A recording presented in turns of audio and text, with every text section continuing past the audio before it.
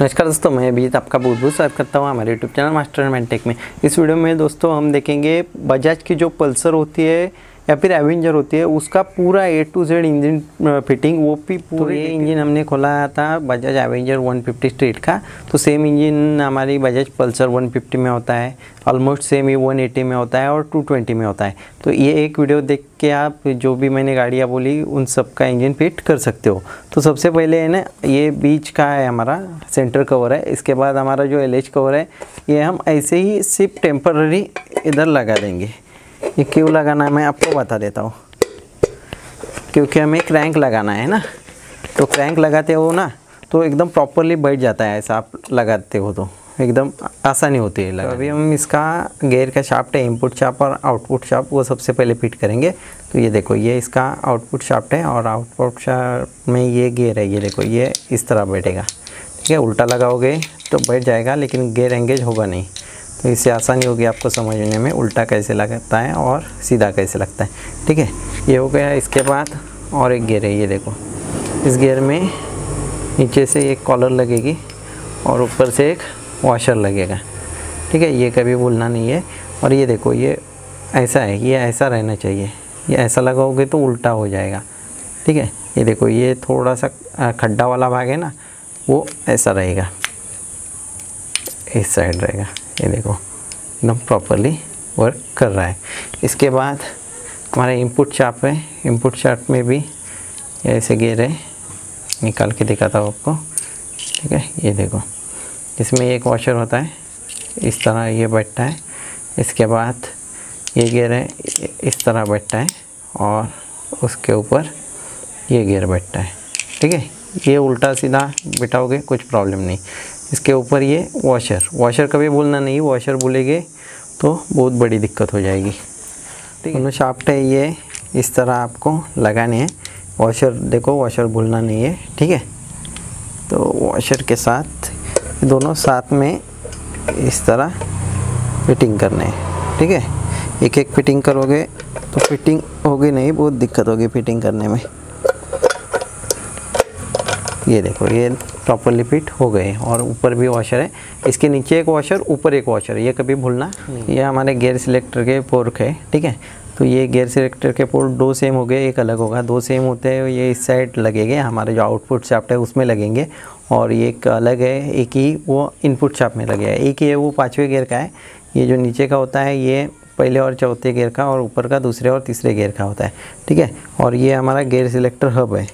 तो इस तरह ये इसमें फंस जाते हैं, ठीक है। ये हो गया।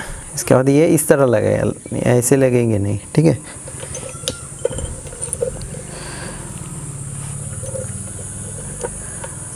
तो ये भी लग गया। और इसमें ये पिन होती है, ये पिन लगानी है, ठीक है। पिन भी लग गई।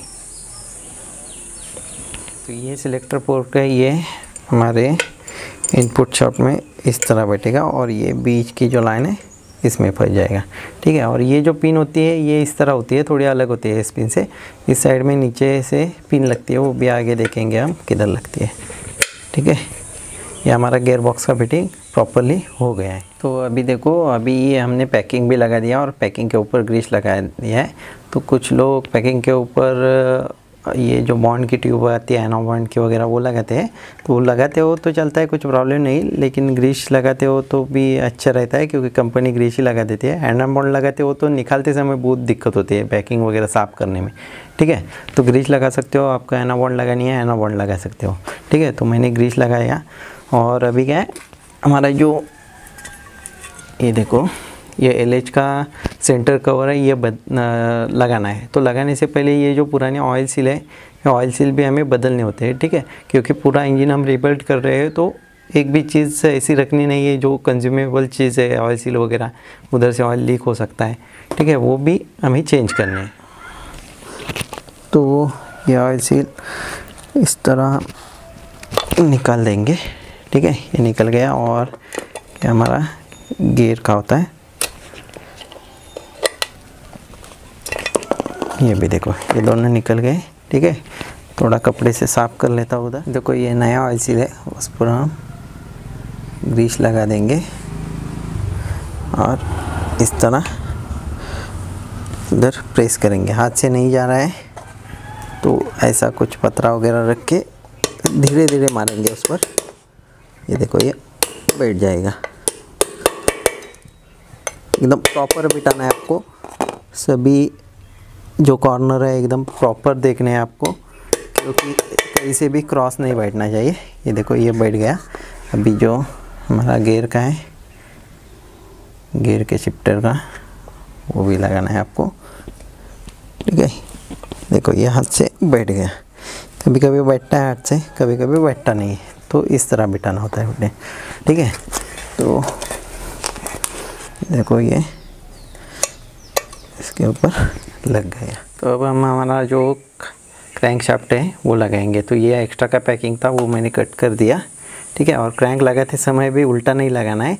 तो ये जो साइड है ये अरे इंजन की आरएच साइड होती है उस तरफ रखनी है। ठीक है, ये क्रैंक बैठ गया। ठीक है, इसके बाद हमारा सेंटर कवर है, सेंटर आरएच कवर वो लगा देना है। इजीली लग जाता है, सिर्फ आपको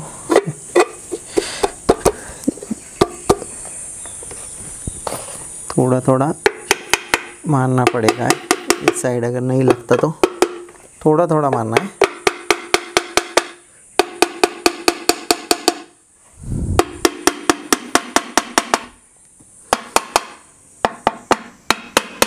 और मारते समय इधर ही मारना है जिधर हमारे बड़े नट बैठते हैं, और ज़्यादा ज़ोर से भी नहीं मारना है।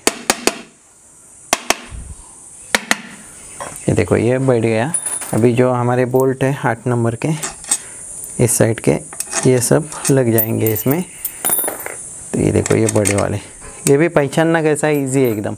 ये छोटे नट बिठाओगे ना तो पूरे अंदर तक जाएंगे, और सेम नट लगाओगे तो 1 इंच ऊपर रहेंगे। 1 इंच ऊपर रहने चाहिए, वही नट उस साइड का है। ये देखो ये इस तरह लगाओगे तो पूरा अंदर जाता है, तो वो उस तरफ का नहीं है। 1 इंच ऊपर रहता है तो ही परफेक्ट नट है। ये देखो सबका हेड समान रहना चाहिए। ठीक है, इसी तरह ये जो बोल्ट है ये मैं लगा दूंगा। ये देखो, अब देखो सारे जो बोल्ट होते हैं वो लगा दिया, और लगाने के बाद सामने सामने वाले टाइट करते हैं। ये इसके बाद ये, इसके बाद ये, इसके बाद ये, इसके बाद ये, ऐसा टाइट करना होता है। और इधर एक 10 नंबर का बोल्ट होता है वो भी टाइट करना होता है, और उसमें एक कॉपर वॉशर रहता है। ठीक है, वो डालना है, वो भूलना नहीं है। वो भूलोगे तो उधर से ऑयल लीक होगा। इसके बाद ये जो क्रैंक के ऑयल सील की प्लेट रहती है, बीच में ऑयल सील होता है, वो भी हमने बदल दिया है। जैसे उस प्लेट के बदल दिए, बीच के कवर के बदल दिए। ठीक है, अभी और इसमें ओरिंग होती है, इसको ग्रीस लगाया थोड़ा, और ग्रीस लगाने के बाद इसको हम फिट कर देंगे। और ये इसके स्क्रू है, स्क्रू ये हम पूरे टाइट कर देंगे। ये स्क्रू भी आपको फुल टाइट करने हैं ताकि लूज़ ना हो और ऑयल जो है वो लीक ना हो। तो प्लेट के तीनों जो स्क्रू है वो प्रॉपरली टाइट कर दिए फुल। इसके पहले मैं ये बताना भूल गया कि जो हमारा क्रैंक था वो हमने रिपेयर किया, क्योंकि उसका कनेक्टिंग रॉड वगैरह गया था, और दोनों बेरिंग थे दोनों साइड के, वो नए डाल के लेके आया मैं। वो प्रेस मशीन पे जाके वो करना पड़ता है, और वो करने के बाद उसका जो बैलेंसिंग वगैरह भी किया जाता है, वो सब करके लिया हमने। इसके बाद ये जो गेयर है स्टार्टर का वो हम लगाएंगे। तो इसमें एक बेरिंग होता है, इसको लुब्रिकेट करने के लिए इसमें ग्रीस लगाया जाता है, क्योंकि इस साइड में जो हमारा इंजन ऑयल है वो आता नहीं, ये सिर्फ सब ड्राई होता है। ठीक है, तो ये लगा दिया। इसके बाद एक और एक गियर होता है, इसमें भी आपको बेरिंग में ग्रीस लगाना होता है। ठीक है, क्योंकि ये जो एरिया होता है ये पूरा ड्राई एरिया होता है, इसमें इंजन ऑयल जो है वो आता नहीं है। ठीक है, तो इसके बाद इसमें रोलर्स वगैरह होते हैं, वो 1 वे व्हील होता है स्टार्टर का इसके लिए। तो ये आपको इस तरह उल्टा सीधा घुमा के इजीली बिठाना है। तो इसमें कुछ ना कुछ चिपक जाता है, आपको ध्यान रखना है, पूरा साफ़ करना है लगाने से पहले भी। और इसमें की होती है, ये देखो ये की इस तरह ऐसे बैठ जाएगी। ठीक है, और ये की खाँच है, सेम की के खाँच के ऊपर ही आपको एकदम केयरफुली ये लगाना पड़ता है।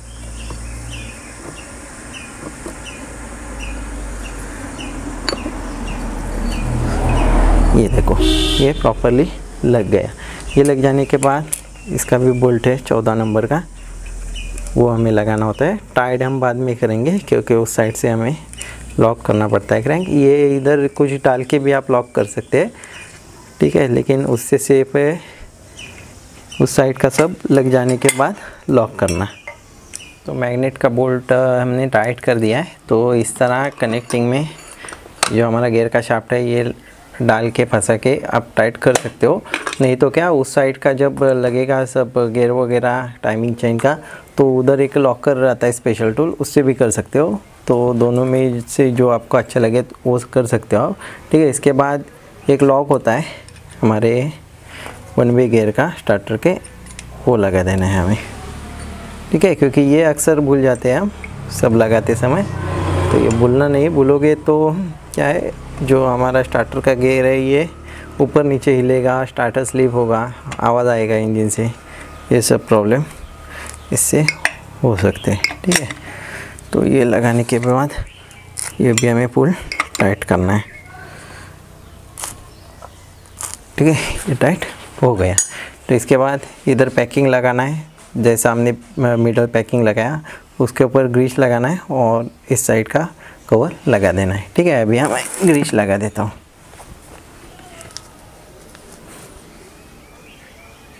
तो इसी तरह पूरा ग्रीस लगा देता हूँ मैं। तो पैकिंग पे ग्रीस लगा दिया। इसके बाद ये स्टार्टर का व्हील है, इसके ऊपर स्पेसर आता है, ये लगा देना है हमें, ठीक है। इसके बाद 2 डावल्स आते हैं, इधर एक आता है और उस साइड एक आता है। तो कभी कभी इसमें फंस जाता है, वो देखना है आपको। तो दोनों एकदम प्रॉपरली लगा देने हैं। इसके बाद मैग्नेट है हमारा, मैग्नेट कॉयल है, इसके ऊपर कुछ चिपका तो नहीं है, ये आपको चेक करना है ठीक से, ठीक है। एकदम साफ है, इसमें कुछ प्रॉब्लम नहीं है, ठीक है। ये जो प्रोसेस है ये बोल्ट टाइट करने के बाद ही करनी है आपको, ठीक है। आपने इस तरह हमारे कनेक्टिंग में कुछ फंसा के टाइट नहीं किया तो ये अब पहले नहीं करना है आपको, सब लगने के बाद करना है, ठीक है। तो ये मैंने टाइट किया है कनेक्टिंग में गियर का शाफ्ट फंसा कर, इसलिए मैं अभी स्टेप कर देता हूँ।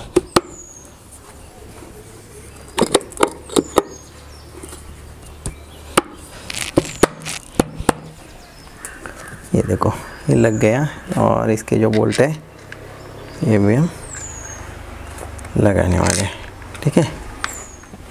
तो अभी हमने इसका जो एलएच कवर है वो लगा दिया, ठीक है, प्रॉपरली। ये जो बोल्ट वगैरह टाइट कर दिए। कभी कभी पैकिंग है ये इस तरह से ऊपर आता है, तो इसको ऐसे कटर से या फिर प्लेट से कट कर देना है ताकि दिखने में ये ख़राब दिखता है, ठीक है। और ये पार्ट हम यही एंड करने वाले। इसके आगे भी पार्ट आएगा, उसमें आपको सब इसका जो ब्लॉक पिस्टन है या फिर क्लच हब है, सीजर गियर है, ये सब उसमें इसके आगे का पार्ट देखने को मिलेगा। तो आशा करता हूँ ये जो पार्ट है ये पार्ट आपको बहुत अच्छा लगा होगा। अगर ये पार्ट आपको अच्छा लगा तो प्लीज़ ये वीडियो लाइक कर दीजिए, अपने दोस्तों के साथ शेयर कर दीजिए। और आप नए हो, आपने हमारे चैनल अभी सब्सक्राइब नहीं किया है तो हमारे चैनल में सब्सक्राइब कर दीजिए ताकि ऐसे नए नए वीडियो में आपके लिए बनाता रहता हूँ।